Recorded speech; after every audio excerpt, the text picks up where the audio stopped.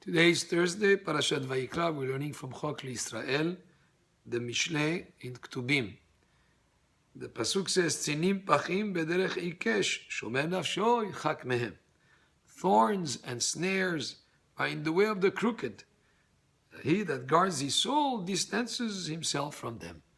And a person has to understand that there are consequences to a person exposing himself to thorns or snares, to different risks. Another explanation is tzinim pachim. When it's cold outside, make sure you cover yourself well, because if a person catches a cold because he went in a very cold weather without being properly dressed, that would be something that he would be responsible for. So therefore, a person should distance himself from risks and understands that the thorns and snares are in the way of the crooked, and a person should understand the consequences of his actions and stay away from anything that would be detrimental. Chanoch na'ar al pi darko, gam ki yazkin lo asur mimena. This pasuk means educate a child in the way he should go, and even when he's old, he will not depart from it. So whatever you learn when you're young stays with you. It's something that's called girsadi and kuta, a teaching that you learn when you're young will stay in your mind even when you become much older. But there's also another explanation to the pasuk. Each child, each person has his natural inclination to be more predisposed to learn certain things, to enjoy, to be able, let's say, not everybody can be a musician.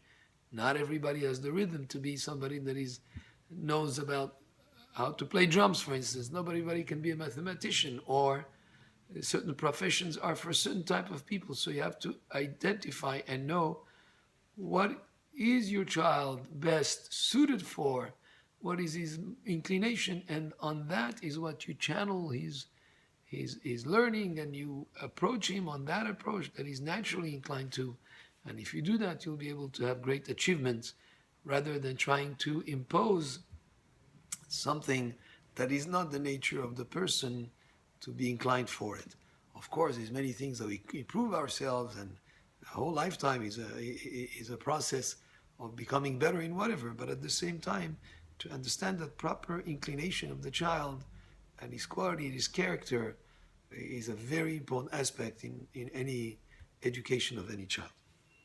Ashir berashim imshol ve'eved lovel ish malveh. This pasuk means the rich rules over the poor, and the borrower is servant to the lender.